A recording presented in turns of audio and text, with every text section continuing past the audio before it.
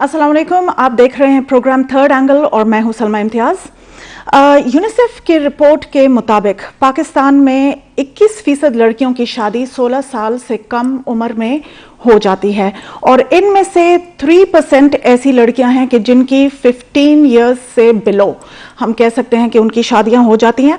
कम उम्री की शादी के लिहाज से दुनिया में पाकिस्तान का नंबर 6 पे आता है और सूबों के लिहाज से अगर हम लोग देख लें तो सिंध में सबसे ज़्यादा है इसका रिवाज यानी कि 33%, फिर केपी में 29%, बलूचिस्तान में 22% और पंजाब में 20%।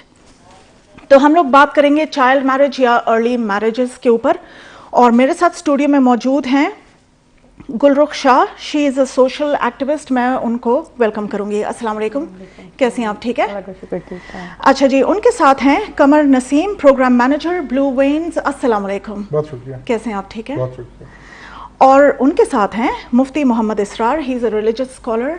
अस्सलाम वालेकुम, खुश आमदीद and thank you for coming to the show. अच्छा जी, बात तो हम लोग यही चाइल्ड मैरिज या अर्ली मैरिज पे ही करेंगे, लेकिन अगर हम लोग देख लें तो यानी कि हमारे माशरे में इसको एक जुर्म या क्राइम कंसिडर नहीं किया जाता, तो इसकी वजह क्या है? इसलिए इसकी मुख्तलिफ वजूहात हैं। अगर हम एरिया टू एरिया या प्रोविंस टू प्रोविंस देख ले, अगर मैं अपनी एरिया के हवाले से बात करूं तो वहाँ पे मुख्तलिफ फैक्टर्स हैं जिसको ये मतलब जुर्म कंसिडर नहीं किया जाता। एक तो ये है कि मतलब हमारे लोग जो है वो ज़्यादातर मतलब इस बात पे वो बिलीव करते, क्योंकि इस्लामिक पॉइंट ऑफ व्यू से ये है मतलब मुख्तलिफ वो चीज़ें हैं कि जैसी लड़की की फर्स्ट मतलब वो बलूगत के उस तक पहुंच जाती है तो उसकी शादी करा देनी चाहिए, क्योंकि जितना उस पर वो टाइम होता है तो ये जो है मतलब गुनाह कंसिडर किया जाता है कि आप लड़की बलूगत तक पहुंच गई है और घर में बैठी है और घर में बैठी उसकी शादी नहीं हो रही है। ठीक है। दूसरी बात ये है कि मतलब उन्होंने यही कहना है कि हमने इसको मतलब पढ़ाना लिखाना नहीं है, अगर नौकरी इस पे नहीं करानी, मतलब एजुकेशन इस तरह वो नहीं है तो करना क्या है, बस शादी ही करनी है। मतलब अगर जितना भी ये लाइफ में आगे जाए तो इसने शादी ही करनी है, तो लेट एज में करनी है तो ऐसा अच्छा है कि टाइम पे करे। तो मुख्तलिफ वो बातें वगैरह है जो इसमें मतलब के कंसिडर नहीं किया जाता। और जो सबसे बात ये है कि रिलीजियस लिहाज से कि जल्दी शादी कर लेनी चाहिए। ठीक है, ठीक है। अच्छा जी कमर साहब, इसी में आप ज़रा अगर थोड़ा सा ऐड ऑन कर लें कि ट्रिगरिंग फैक्टर्स जो हैं वो क्या है? देखिए बहुत सारे ट्रिगरिंग फैक्टर हैं। पहले जो आपने गुलो सवाल किया बड़ा अच्छा था कि इसको जुर्म क्यों नहीं तस्वुर किया जाता। जुर्म इसलिए तस्वुर नहीं किया जाता क्योंकि कानूनन तो ये जुर्म है जी। चाइल्ड मैरिज रिस्ट्रेन एक्ट है 1929, तो समझा जाए या ना समझा जाए जुर्म तो मौजूद है, सजा भी मौजूद है। अगरचे कि सजा जो है वो बहुत सख्त मौजूदा वक्त के हिसाब से नहीं है, लेकिन अगर हम 1929 के हिसाब से देखें तो ये काफी बड़ा जुर्म था और काफी बड़ी सजा जो है वो तजवीज की गई थी। जो ट्रिगरिंग फैक्टर्स के अंदर हम देखते हैं तो सबसे बड़ी जो वजह है जो उमूमन समझी जाती है वो ये कि गुर्बत, तालीम का ना होना। वो लड़कियां हम डायरेक्टली देखते हैं कि जो लड़कियां स्कूलों से बाहर हैं उनकी उमूमन जल्दी हमारे माशरे के अंदर शादियां हो जाती हैं in compare to those girls जो कि 10वीं या 12वीं क्लास तक बढ़ती हैं। तो उमूमन ये दुनिया में भी समझा जाता है कि एडिशनल एयर्स ऑफ एजुकेशन जो है वो रोक सकता है चाइल्ड मैरिज को। दूसरा उसके अलावा एक ये जो कॉन्सेप्ट है कि लड़की जो है वो पराया धन है और पराई अमानत है और आप अमानत से जितनी जल्दी फिर उसके साथ फारिग हो जाए। फिर दूसरा ये कि हमारे माशरे के अंदर हम देखते हैं कि ज्यादा बच्चे होते हैं घरों के अंदर, यानी उमूमन प्रेफरेंस ऑफ मेल चाइल्ड है। लोग चाहते हैं कि घर में लड़कों की तादाद ज्यादा हो, तो 3 या 2 लड़के पैदा करने के चक्कर में 4-4, 5-5 लड़कियां भी पैदा हो जाती हैं और उनको अपने ऊपर एक बोझ समझा जाता है। समझा यही जाता है कि चूंकि नस्ल ने आगे लड़के से चलना है, जो अर्निंग हैंड है वो लड़का है, लिहाजा लड़की एक बोझ के तौर पे तस्वर होती है और बोझ को लोग उमूमन कम करना ही चाहते हैं, ये सोचते हैं कि उनकी शादी करके। उसके अलावा सिक्योरिटी की जो भी सूरत हाल है हम देखते हैं कि उमूमन लोग समझते हैं कि जो माशरा है वो लड़कियों के लिए गैर महफूज है। इसमें किसी हद तक मुबालगा और किसी हद तक हकीकत भी है कि जो जिस किस्म के वाकयात माशरे में रिपोर्ट होते हैं, जिस किस्म के वाकयात देखने में आते हैं, तो लोग समझते हैं कि जितनी जल्दी हम इन बच्चियों की शादी कर दें उतना ही बेहतर है। तो बहुत सारे ट्रिगरिंग फैक्टर हैं और साथ ये भी कि कानून और कानून की अमलदारी का ना होना। मैं आपकी बात को आगे थोड़ा सा गुफ्तगू के लिए भी 1929 में कानून बना था। हम 2022 में बैठकर इस पर गुफ्तगू कर रहे हैं। हाँ जी। 1929 से 2022 तक और फिर 1947 से लेकर 2022 तक हुकूमत पाकिस्तान इसके इम्प्लीमेंटेशन रूल्स नहीं बना सकी। यानी कानून बने हुए अगर आप 1947 के बाद भी देख लें तो 2022 तक भी उस कानून की इम्प्लीमेंटेशन के लिए जिस मैकेनिज्म की जरूरत थी वो मैकेनिज्म भी आज तक नहीं कर सका और शायद ही इस कानून के तहत आज तक किसी को सजा हुई हो। अच्छा जी, मुफ्ती साहब देखें, इस्लाम में तो यही है, बल्कि माशरे में भी यही है कि जो माँ की गोद होती है वो बच्चे के लिए पहला दर्सगाह होता है। अब अगर वो बच्ची खुद एक छोटी यानी कि छोटी उम्र में है, उसको खुद तालीम और तरबियत की ज़रूरत है, वो आगे आने वाले बच्चों की तरबियत और तालीम कैसे कर सकेगी और एक पुरअमन माशरा किस तरह तश्कील पाएगा? बिस्मिल्लाहिर्रहमानिर्रहीम। Thank you so much for inviting me. आपका और आपके इदारे का बहुत शुक्रिया। यकीनन बहुत अहम मसला है और इस मसले को उजागर करना, इसके हवाले से मुआशरे में आगाही को आम करना ये वक्त की ज़रूरत भी है और अगर इस पर हम बात नहीं करेंगे तो यकीनन जिन मसाइल के साथ हम दो चार है या हमारा सामना है उसमें मज़ीद भी शिद्दत आएगी। बुनियादी तौर पर ये जो अर्ली चाइल्ड मैरिज का इशू है या ये इनको हम कम उम्री की शादी का वो कह लें, इसमें दोनों साइड पर इंतहाएं मौजूद हैं। यानी इसके नफ़ी करने वाले भी इंतहा पर हैं, यानी वो गुलू करते हैं, अपने एक हद को क्रॉस करते हैं, इस्लाम का जो दर्स एतदाल है उसका लिहाज नहीं रखते और इसके जो सपोर्टर हैं, इसके जो तायीद करने वाले हैं वो भी गुलू से काम लेते हैं। अगर हम इस केस को इस्लाम के एतदाल के नज़र से देख ले तो मेरे ख्याल में बहुत से मसाइल का ख़ात्मा हो सकता है। इस केस के हमायती जो अफराद हैं या जो मकातिब फ़िक्र हैं वो शरई तौर पर जो इसका जवाज़ ढूंढते हैं या पेश करते हैं, रसूलुल्लाह सल्लल्लाहु अलैहि वसल्लम के सीरत तय्यबा से उसका जवाज़ देते हैं। लेकिन अगर हम रसूलुल्लाह सल्लल्लाहु अलैहि वसल्लम की सीरत तय्यबा को दे के पढ़े और उस पर सोचे, उनका जो हज़रत आयशा रज़ी अल्लाह अन्हा के साथ निकाह था, अर्ली एज का जो इशू है वो कुछ मसलहतों की वजह से हुआ था, कुछ हिकमतों की वजह से हुआ था और वो अल्लाह की तरफ से एक तयशुदा फैसला था। हमने उस फैसले को तमाम उम्मत पर लागू करने की एक वो जदोजहद शुरू की है, तो इस इम्प्लीमेंटेशन की वजह से ये खराबी बुनियादी तौर पर पेश आ रही है। और ये जो इस केस के नफी करने वाले लोग हैं कि अर्ली एज मैरिज ये चाइल्ड एब्यूज है, हाँ जी, इस नजरिए की भी मैं तायीद नहीं करता। ठीक है, इस नजरिए की तायीद इसलिए दुरुस्त नहीं है कि ये अगर इसमें कोई कबाहत या बुराई होती तो अल्लाह की तरफ से इसकी तायीद नहीं आती, लेकिन इस केस को मैं सिर्फ अल्लाह के रसूल सल्लल्लाहु अलैहि वसल्लम तक मैं मखसूस तसव्वुर करता हूँ कि ये उस वक्त तक मखसूस है। अब हालात और जो माहौलियात हैं वो तब्दील होते रहते हैं। उन कंडीशंस को अगर हम इसी कंडीशन में अप्लाई करेंगे तो यकीनन खराबियाँ वजूद में आएगी। ये बहुत अहम मसला है और मेरे ख्याल में इसमें बुनियादी किरदार हुकूमत वक्त ही अदा कर सकती है। और इस्लामी नज़रियाती कौंसिल के जो मौजूदा चेयरमैन है डॉक्टर किबला अयाज साहब, उसकी एक बात मुझे बहुत पसंद आई है। उसने एक बात कही है कि अगर हम कानून साजी के बजाय, कानून साजी तो ऑलरेडी मौजूद है जिस तरह सर ने कहा, अगर कानून साजी के बजाय हम फोकस करें अवामी शऊर बेदार करने की तरफ, बिल्कुल बिल्कुल, तो इस मसले का हल हम आसानी से ढूंढ सकते हैं। अच्छा जी, गुलरुख साहिबा, आप जरा मुझे ये बताएं, देखें जो चाइल्ड मैरिज है ना, उसकी वजह से बहुत सारे प्रॉब्लम्स होते हैं। देखें इंसान की सोशल ग्रोथ रुक जाती है, फिर इसी तरह उसकी एजुकेशन जो है वो यानी कि रुक जाती है। پھر ساتھ میں سائیکولوجیکل ایشوز بھی ہم لوگ دیکھ رہے ہیں. ویسے بھی ہمارے معاشرے میں کووڈ کے بعد سائیکولوجیکل ایشوز جو ہیں وہ بہت زیادہ بڑھ گئے ہیں, لیکن اس کی وجہ سے بھی بڑھ رہے ہیں کہ جو ایک آن گوئنگ ایشو ہے اور جس کو ایڈریس ہی نہیں کیا گیا. آپ معاشرے میں ایسی لڑکیوں میں یا ایسے لڑکوں میں بھی کون سے سائیکولوجیکل ایشوز دیکھتی ہیں؟ سائیکولوجیکل ایشوز تو بہت زیادہ اس وجہ سے ہوتے ہیں چونکہ آپ ایک بچی کی شادی کر رہی ہیں جو مطلب فزیکلی اور مینٹلی وہ اس چیز کو ایکسیپٹ کرنے کے لیے تیار نہیں ہے.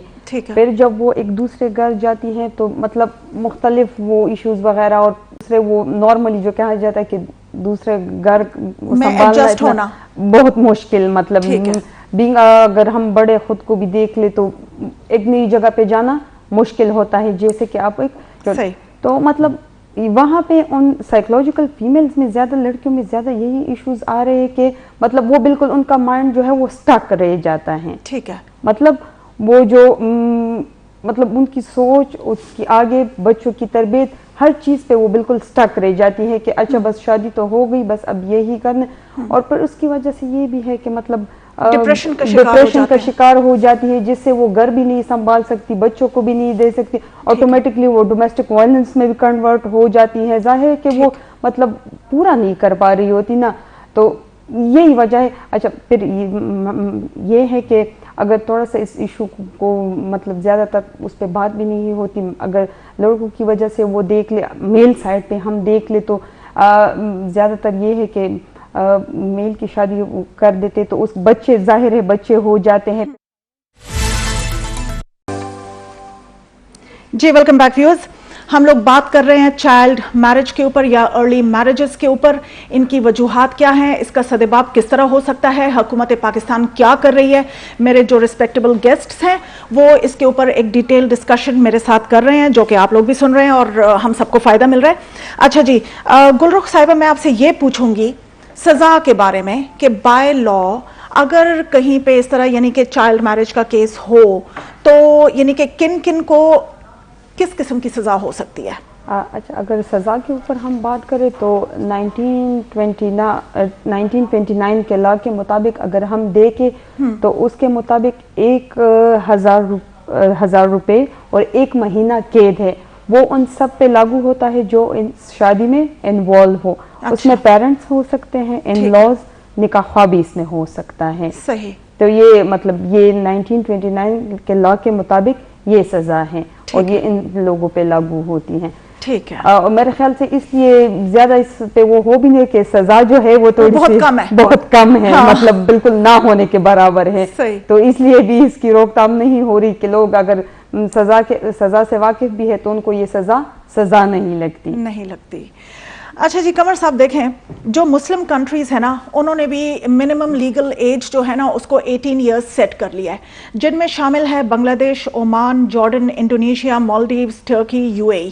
ٹھیک ہے نا, تو اور ساتھ میں سعودی عربیہ بھی ہے.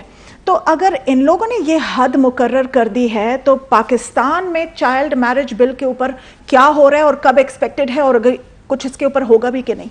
دیکھیں جو چائلڈ میرج کا ایشو ہے پاکستان میں 18ویں ترمیم کے بعد لیجسلیٹو لسٹ پہ صوبوں کے پاس ہے, یعنی مختلف صوبے اپنی اپنی مختلف قانون سازی جو ہے وہ کر سکتے ہیں. تو سندھ ہمارے پاس واحد صوبہ ہے جس طرح آپ نے بتایا جہاں پر لڑکی اور لڑکی دونوں کی عمر, اور ظاہر وہ ایک پاکستان کا ہی ایک اسلامی صوبہ ہے جہاں پر 18 سال منیمم ایج جو ہے وہ کر دی گئی ہے.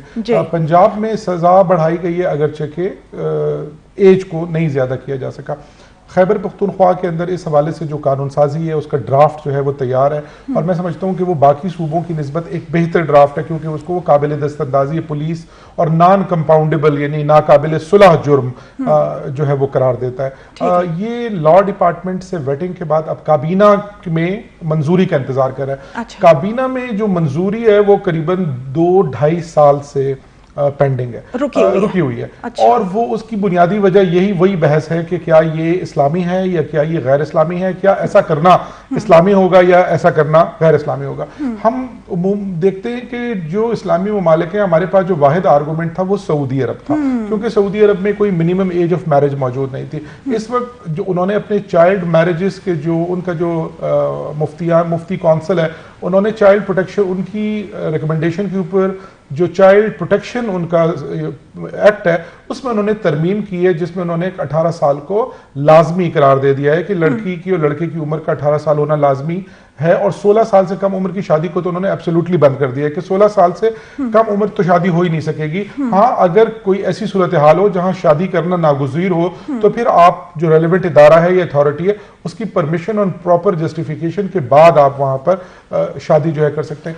اب یہاں پر جو زیادہ ایشو ہے وہ یہ ہے کہ اس کو ایک پولیٹیکل ایشو بنا دیا گیا، یہ ایک اسلامی ایشو نہیں ہے۔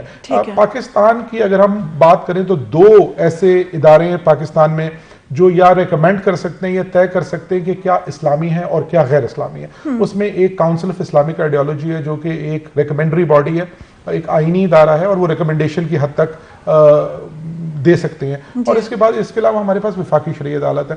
کاؤنسل آف اسلامک آئیڈیالوجی اور ہماری جو لاسٹ اقوام متحدہ کے ادارہ برائے خواتین کے تعاون سے جو ہماری لاسٹ ایک نیشنل کانفرنس ہوئی تھی اس میں تمام علماء نے یعنی اس کے اوپر زور دیا کہ بچپن کی شادیوں کا خاتمہ کرنا چاہیے، اور کاؤنسل آف اسلامک آئیڈیالوجی جس طرح مفتی صاحب نے بھی کہا انہوں نے اس کو ایک ایشو کے اوپر ایک ایشو تسلیم کیا، اور انہوں نے کہا کہ مفتی تقی عثمانی صاحب کی اس کے اوپر ریسرچ بھی ہے کہ یہ بچے کی ڈیولپمنٹ کے اوپر کس طرح اثر انداز ہوتی ہے۔ تو ان کی جو کچھ سفارشات انہوں نے دی ہیں اس میں سے ایک سفارش یہ بھی ہے کہ 18 سال کے لیے یعنی آپ شناختی کارڈ کی موجودگی کو شادی کے لیے لازمی قرار دے دیں، اور اٹیسٹڈ کاپی موجود ہونی چاہیے نکاح کے وقت جو یقیناً 18 سال کی عمر میں آ سکتی ہے۔ انٹرسٹنگلی جامعۃ الازہر جو ایک عالمی طور پر جانا مانا اسلامی ادارہ ہے ان کا ایک فتویٰ بھی موجود ہے بچپن کی شادیوں کو ڈسکریج کرنے کے حوالے سے، لیکن میں اس کو تھوڑا سا اور بھی کیونکہ اس کے اوپر پھر بھی مذہبی بحث دیکھیں اکیڈیمک ڈیبیٹ کرنے میں تو کوئی حرج نہیں ہے، لیکن ہمارے پاس 2 بڑے جو اسلامی ڈاکومنٹ موجود ہیں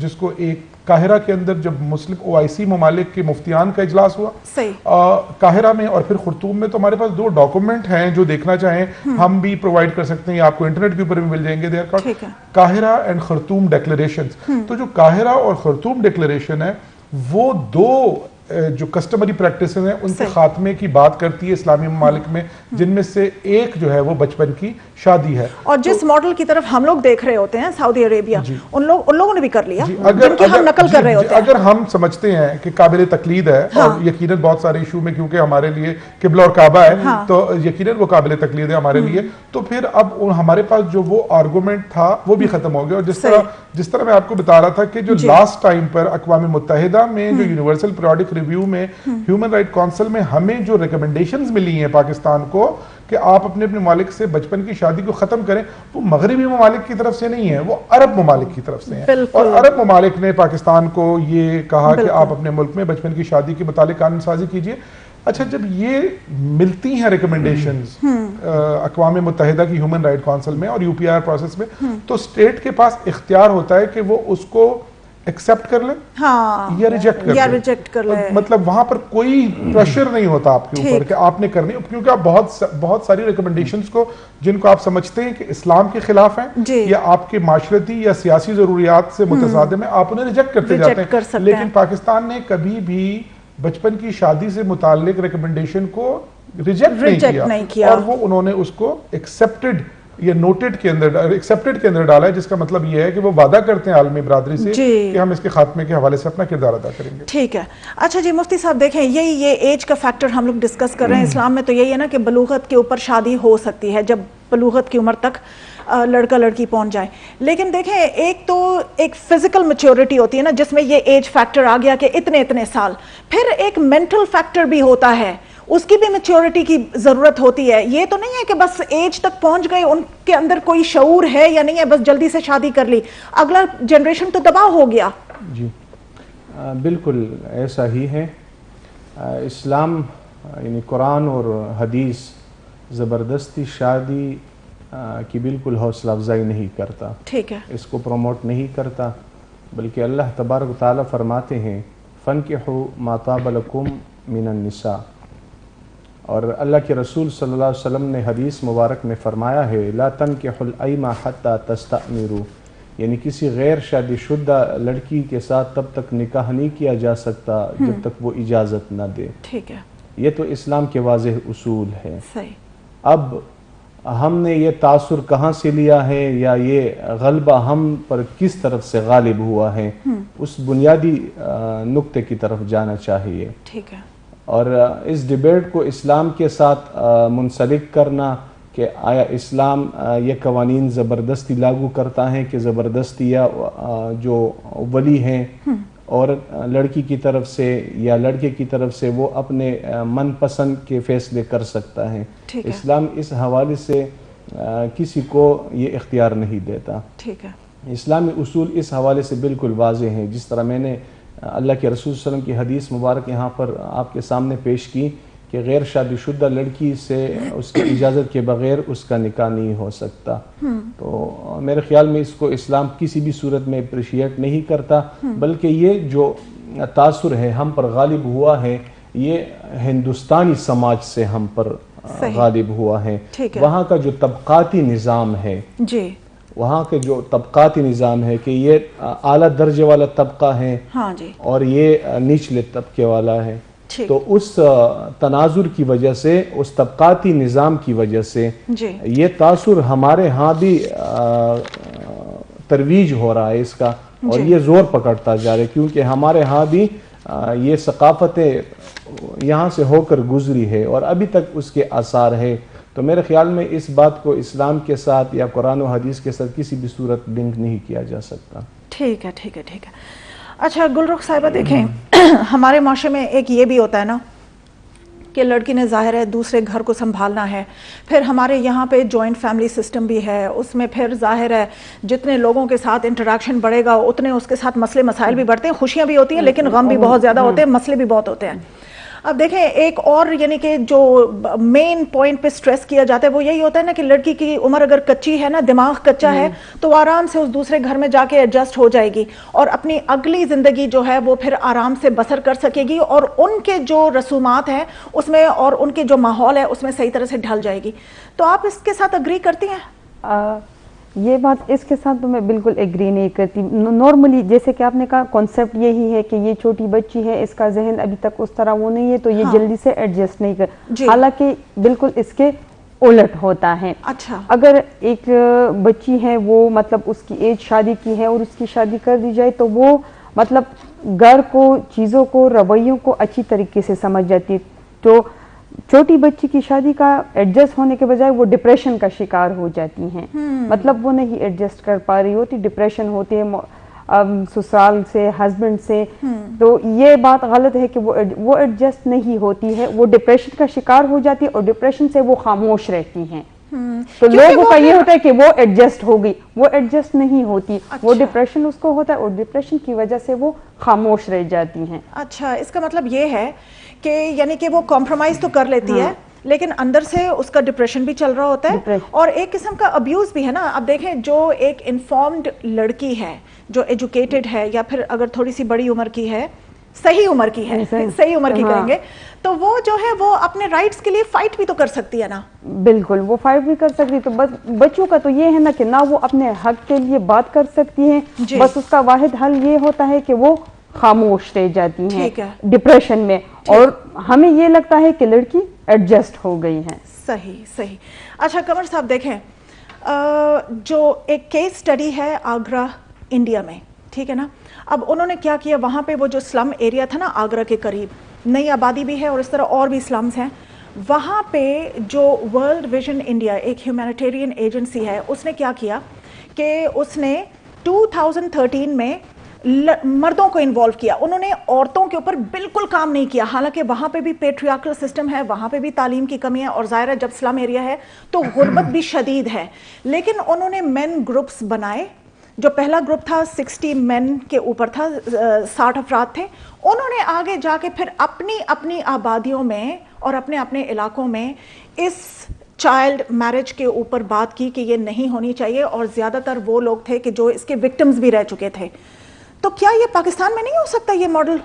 جی یا پھر یہاں پہ کچھ کام ہو رہا ہے کہ نہیں؟ پاکستان میں اس حوالے سے بہت کام ہو رہا ہے، بلکہ گلوبلی بھی بہت کام ہو رہا ہے، کیونکہ جو دو بڑی اسٹریٹجیز جس کو ہم کہتے ہیں کہ وٹ ورکس ویل گلوبلی، ظاہر ہے ہمیں دیکھنا پڑے گا کہ کون سی ایسی اسٹریٹجیز ہیں جو زیادہ کارآمد ہیں. تو اقوام متحدہ سمیت دنیا بھر کے اداروں نے جن 2 اسٹریٹجیز کے اوپر اب زیادہ زور دینا شروع کیا، ایک تو انگیجنگ مین اینڈ بوائز ہے کہ آپ لڑکوں اور مردوں کے ساتھ کام کریں، بیکاز جب تک، اور ہمارا ایکسپیرینس بھی یہ ہے کہ وداؤٹ انگیجنگ مین اور only educating women in their lives, وہ زیادہ ولنریبل ہو جاتی ہیں. اگر آپ مردوں اور ان کو انگیج نہیں کریں گے تو عورت کو ہی اس کے حقوق کے بارے میں آگاہ کرتے رہیں گے، اور جس کے وہاں پر اور وہ ملے نہ، اور اس کے ساتھ مقابل میں ایسے افراد ہوں جو اس رائٹ کو تسلیم کرنے کے لیے تیار. سو یس، یہاں پر ہم نے خود بھی اس کو اڈاپٹ کیا، اور پاکستان میں بے شمار ایسی تنظیمیں ہیں جو فوکس کرتی ہیں انگیجنگ مین اینڈ بوائز. اور اس کے علاوہ جو دوسری بڑی اسٹریٹجی ہے وہ ہے mobilising the power of faith. علماء اور جو مختلف مذاہب کے جو بھی ریلیجیس لیڈرز ہیں ان کا انگیج کیا جانا یہ بہت زیادہ ضروری ہے. اور دنیا بھر میں ان کو، کیونکہ ان کی ایک سوشل پوزیشننگ ہوتی ہے، ان کی ایک کیچمنٹ ایریا ہوتا ہے، ان کی ایک انفلوئنس ہوتا ہے جس کو بڑی آسانی کے ساتھ جو استعمال کیا جا سکتا ہے. اچھا، ابھی بھی ہمارے پاس جو ہماری جتنی بھی پالیسیز ہیں وہ چائلڈ میرجز کو تو روکنے کی تو بات کر رہی ہیں، لیکن ہمارے پاس رسپانس میکینزم آج بھی موجود نہیں ہے ایڈولسنٹ مدرز کے لیے جن کی شادیاں ہو چکی ہیں. اور تو ہماری کوشش ہوتی ہے کہ ہم جو اگر پہلی شادی ہو چکی ہے، بچی 14 سال کی ہے، 13 سال کی ہے، 15 سال کی ہے، تو کوشش یہ کی جائے کہ آپ by engaging men and boys کہ آپ اس کی پہلی پریگنینسی کو ڈیلے کر سکیں تاکہ وہ 18 سال تک یا 19 سال تک کی ہو سکے، تاکہ وہ پہلے بچے کی ماں بن سکے. اور اگر وہ پہلے بچے کی ماں بن چکی ہے تو we kind of provide counselling کہ وہ دوسرے بچے کی ڈیلیوری کو ڈیلے کیا جا سکے، تاکہ وہ بائی میکسیمم 2 سے 3 سال ڈیلے ہو، تاکہ جو اس لڑکی کے جو سوشل ایشوز ہیں، جس طرح گلرخ نے بھی بات کی، ہمارے پاس اب 2 طرح کے ایشوز ہیں. صرف مسئلہ بچپن کی شادی کا بھی نہیں ہے. ہم جب بھی شادی کی بات کرتے ہیں تو ہم کہتے ہیں early child and force marriages. تو لڑکی کی پسند کی شادی بھی ایک شرعی حق ہے، اور پسند کی شادی، میں ویسے آپ کو بتاؤں بھی، ہم نے ریسنٹلی بھی پشاور یونیورسٹی اور کچھ کالجز کی لڑکیوں کے ساتھ ایک فوکس گروپ ڈسکشنز کی جہاں ہم ان کے رائٹس کے بارے میں بتا رہے تھے. تو جب ان سے پوچھا گیا کہ آپ کے یہ آئینی اور اسلامی حقوق ہیں، اگر آپ کو اس میں سے ایک حق لے کر باقی سارے حق چھوڑنے پڑ جائیں تو آپ کون سے حق کو لینا پسند کریں گی؟ Because we wanted to know کہ ان کی کیا پریورٹیز ہیں. So interestingly the majority of girls said کہ پسند کی شادی کا حق، and it is very well calculated decisions, کیونکہ یہ حق ان کی باقی پوری زندگی اور باقی حقوق کو انفلوئنس کرنے کا ایک ذریعہ بن سکتا ہے. یہ ڈٹرمن کرتا ہے کہ اس کی اگلی زندگی کیسے ہوگی. تو جو ہم یہاں پر کر رہے ہیں، اگر آپ کسی بھی لڑکی کی عمر کی شادی زبردستی ایک ناپسندیدہ مرد کے ساتھ جس کے ساتھ وہ نہیں چاہتی ہے، یا اس مرد کو یا لڑکے کو چھوڑ کے جس کو وہ چاہتی ہے آپ کریں گے، تو وہ ڈپریشن، چاہے وہ کوئی کسی بھی ایج کی ہوگی، چاہے وہ 15 کی ہو چاہے وہ 21 کی ہو، اور وہ ایک ایسے گھر میں جانا اس کے لیے یقیناً وہ جو سائیکولوجیکل ایشو ہے. لیکن بچیوں کے اوپر اس کا امپیکٹ زیادہ ہے کیونکہ وہ اس کو مینج نہیں کر سکتی اسٹریس کو، بمقابل ایک 18 سال کی 21 سال کی لڑکی. اور پھر آپ یہ دیکھیں نا کہ ہم عموماً جب دیکھتے ہیں تو عربوں میں بھی بچپن کی شادی کا کوئی رواج موجود نہیں تھا. آپ ہم عموماً بات کرتے ہیں جو ان کے حق میں بات کرتے ہیں، ہم ان سے کہتے ہیں کہ آپ حضرت عائشہ کی شادی کے علاوہ کچھ اور 5 جب انہوں نے کر لی تھی، اگر پیغمبر نے کی اور اگر اس کو اسی طریقے سے ہونا تو یہ چاہیے تھا کہ باقی تمام سنتوں کی طرح سارے لوگ بچپن کی شادیاں کرنا شروع کر دیے تھے اس وقت میں. تو کچھ تھوڑی اگزامپل دیجئے جو ان کے بعد ہوئیں، تو عموماً نہیں آتی ہیں. اگر آپ دیکھیں حضور صلی اللہ علیہ وسلم کی والدہ کی عمر کی شادی 18 سال میں ہوئی، یعنی 2 سال بعد پیدا ہوئے شادی کے، اور 4 سال کے تھے تو والدہ فوت ہو گئی، یعنی 24 سال کی تھیں والدہ تو فوت ہو گئی. تو جو کیلکولیشنز ہم نے اسکول میں پڑھی ہے کتابوں میں کہ شادی کے 2 سال بعد پیدا ہوئے اور 4 سال کے تھے، تو اس کا مطلب ہے کہ ان کی عمر 18 سال تھی، ان کی والدہ کی عمر 18 سال تھی. اور ان کی بیٹیوں کی بھی جو شادیاں ہوئیں تو آپ دیکھیں کہ وہ ان کی عمر بھی 18 سال تک تھی. تو بطور والد بھی انہوں نے اپنی بچیوں کی شادی کم عمر میں نہیں کی یا کم سنی میں نہیں کی. لیکن ہم اب ایک آرگومنٹ جو ریلیجیس ہے، کیونکہ ریلیجیس ایک ایسا آرگومنٹ ہے کہ اس کے لیے لاتعداد موجود ہیں, حکایتیں ہیں, احادیث ہیں, واقعات ہیں جن کو لوگ جو ہیں وہ کوٹ کر سکتے ہیں, لیکن ہم سمجھتے یہ ہیں کہ آپ کے, کیونکہ ہم واحد اسلامی ملک نہیں ہیں, بالکل بالکل, تو ہمیں سیکھنا پڑے گا, کیونکہ جو باقی اسلامی ممالک ہیں وہاں پر بھی تو اسلام موجود ہے, وہاں پر بھی علماء موجود ہیں. اچھا, جو لوگ یہاں پر اپنے ملک میں اس کے اوپر بحث کرتے ہیں, جب ان کا اپنے سے بہتر علماء, عالم یا ادیان کو سمجھنے والے لوگوں کے ساتھ ٹاکرا ہوتا ہے یا سیٹنگ ہوتی ہے, تو وہ وہاں نہیں چیلنج کرتے. جس طرح میں نے آپ کو بتایا کہ آپ قاہرہ میں چیلنج کرتے, آپ خرطوم میں چیلنج کرتے جہاں پر تمام مسلمان ممالک کے علماء بیٹھے ہوئے تھے. اگر آپ نے تھوڑی دیر پہلے ہمسایہ ملک بھارت کی ایک مثال دی, تو بھارت میں عیسائی, مسلمان, ہندو, سکھ تمام لوگوں کے لیے لڑکے کی عمر 18 اور لڑکے کی 21 سال ہونا لازمی ہے, اور اس کو تمام علماء یعنی تمام ادیان اور تمام فرقے بشمول دیوبند وہاں پر انڈورس کرتے ہیں 18 سال کی عمر کو.